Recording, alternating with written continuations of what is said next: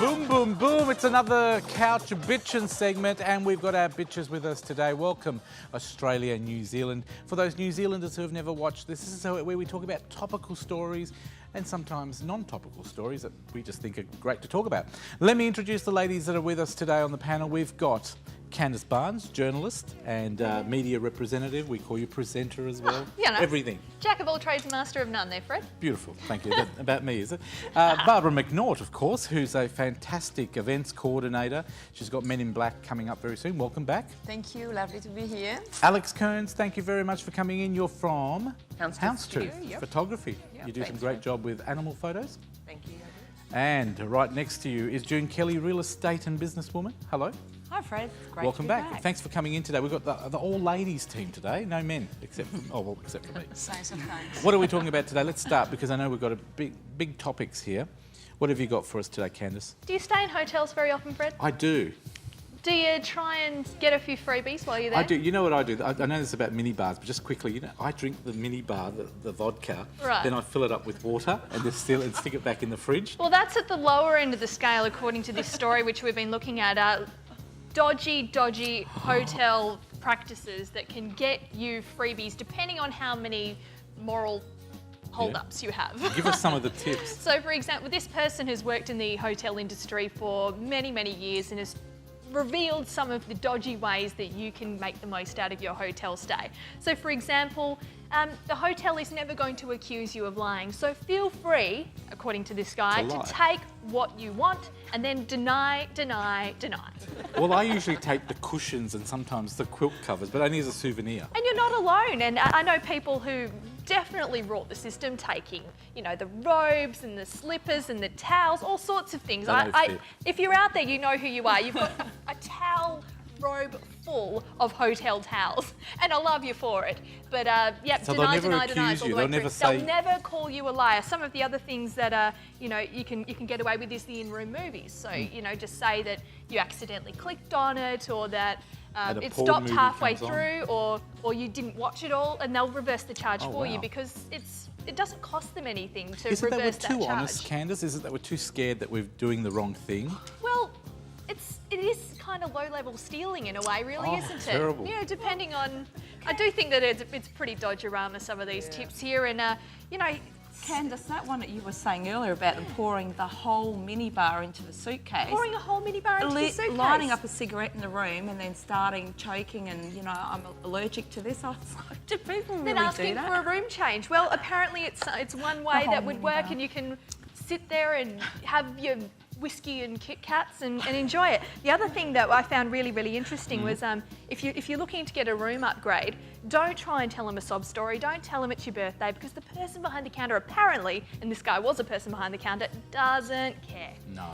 Money talks. So if you really want an upgrade, you really want to be treated well, slip them a 20 as you hand them your credit card and say, what can you do for me, kind of.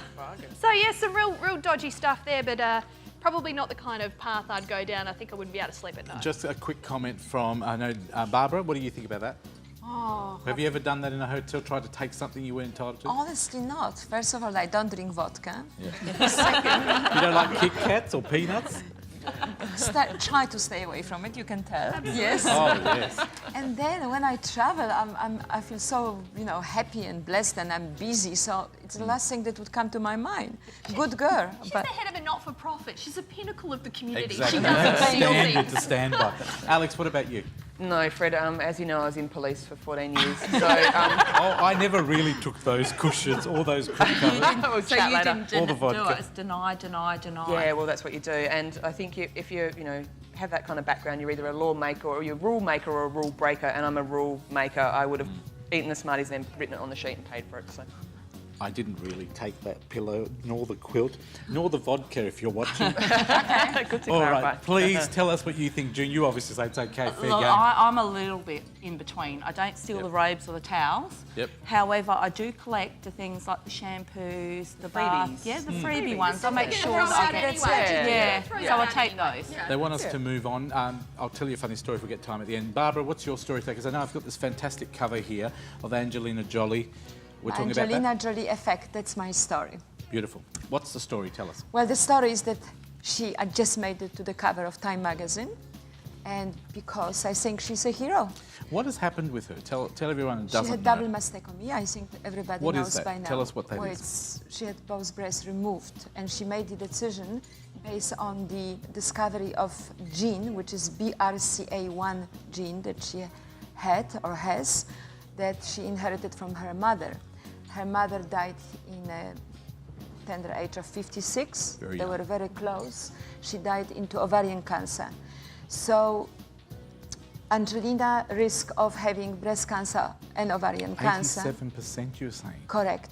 After this incredible operation, the risk has dropped to 5%. I mean, she's a gutsy woman. You've got to hand it to her for having that done. I think she's really not only the most beautiful woman in the world, but most courageous, because she went out and she confessed to the whole world, I did it. Yes, I saw the news stories.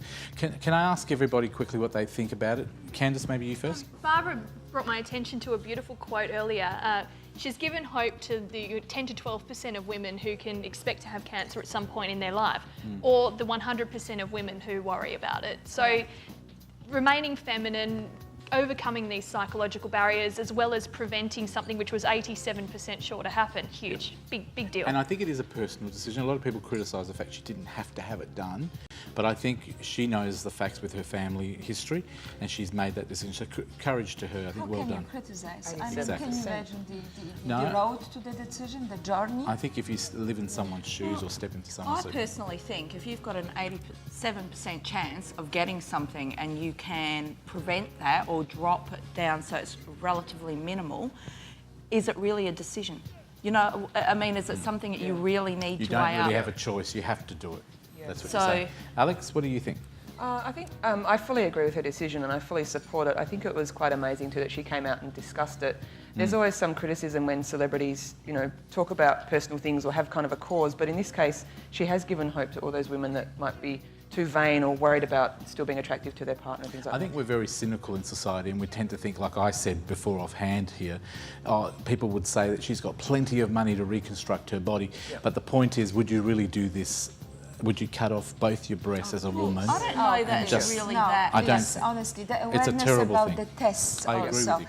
because now it's all over the world media, and it actually changes from country to given a lot country. of I know faith. it from this article. I know she's brought up awareness. I do agree to a certain extent that for Angelina, she's not like the standard woman who has to have a mastectomy and may not be able to reconstruct, whereas she's had the breast tissue removed and been reconstructed relatively quickly, which means that she hasn't lost or had to deal with the loss of femininity for any period of time, because that was done fairly soon after the process. However, she has made people extremely aware of what I think can if you be can done. bring awareness to such a very important topic to so many women and families and the men in their Yeah. lives and their children, I think to their family, they want to have her around. So Absolutely. anyway, Absolutely. Alex, let's move on. Your topic, please. My topic is the constant barrage of underwear fails we have in the press. We've had last week at Cannes Film Festival, we had Eva Longoria. Went to get out of the limousine, ready for her close-up, so to speak, and worked her skirt right up and showed everyone everything. Was she naked? She didn't have any underwear on, Fred. Now, I know, I had the same response, but I did a personal survey amongst some women friends, and apparently amongst my women friends, 75% of women have worn no underwear out before. I'm the only prude on the panel Have we today. got- Yeah, did we I say on haven't. this panel you Yes, surveyed? 75% So who are the of people women. who've never worn underwear before? I know June would probably be one. Well, who have gone on without it? Have you Okay, really? I think most women have gone out at some time or another without underwear, whether it's because you don't want to show lines, but you choose what type Okay. of outfit you would wear. Barbara, Certainly would not this a be short something you would ever do? Obviously. She's one of the Not 75. today. I was going to, can you one. show it? 75% Fred. Would you really, Candice? Have you gone out without any underwear? Time and a place, and there are certain outfits that. Did you know you weren't wearing underwear? Was it a rush? I'm not an idiot. I don't forget to wear Well, I'd underpants. wanna But know there how are a certain woman- outfits that aren't conducive to underpants. They look better without. In fact, they only look good without. Okay. Well, see, that's the people would be out there saying, So there why you would go. she do that? There's 75% Not because I'm a of whore. women. That's true. But I think the issue is too, when you're not wearing underwear and Get you're going the to be point. photographed, like, you know, because I prefer pants. I'm not a dress Right, or skirt yeah. kind of girl. So I've never not worn underwear. But to go out and get out of the car and have your photo taken, and Britney Spears has done it, Lindsay Lohan has done it. Now, Eva Longoria, who is a lady, but she's done it. Well, I must admit, last week on Gifts and Gadgets, I showed a bit of crack. Did you? Yeah, but I didn't know that until I watched it at home and vomited. And ran away from the TV and never came home for a week. Okay. But no, look, I think it's one of those things. I think when personalities seem to have these mishaps, it seems to be covered by all the media and they forget what they were there for and they seem to focus on their bum crack. Do you think that's not deliberate? Of course it is, but it's so stupid. You think we'd grow up by now? But because it gets so much attention, it's And is that because back. men tend to run a lot of these organisations, do you Not think? just that, but how hard is it to, at a place like Cannes, a film festival like Cannes, where there are the most beautiful, most successful people in the entertainment industry everywhere, how do you make yourself stand out from the pack? It's one way, it's not my way, but it's a way. Work up the dress a bit too high. Yeah. And who was the lady at the Logies? It's Susie Ellerman that used to wear the revealing tops at the Logies, and she used to get criticised every year because her breast was just about hanging in there. And I used to think, well, obviously someone tells you what you look like, and would you still wear that sort of outfit? It's a choice. Yeah.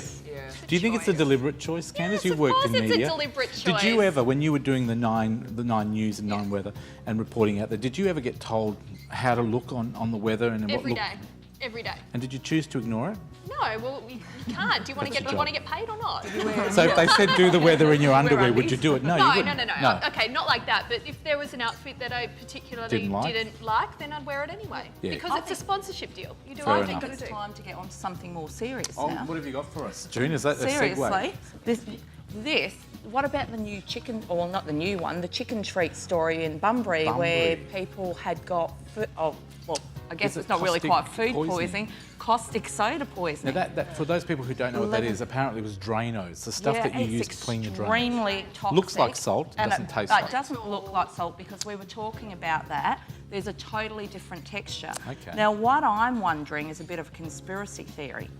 Could it be that because there is a police investigation into it, that maybe that was a deliberate act of sabotage in some way? Because how do you mix up or have caustic soda in a food prep area? Do you think I it's just lack understand of it's for training? drains. Lack of training I of don't know. staff? Why the police? It's like a little bit hush-hush. They haven't said this was Well, an 11 accidental people were thing and hurt. there was...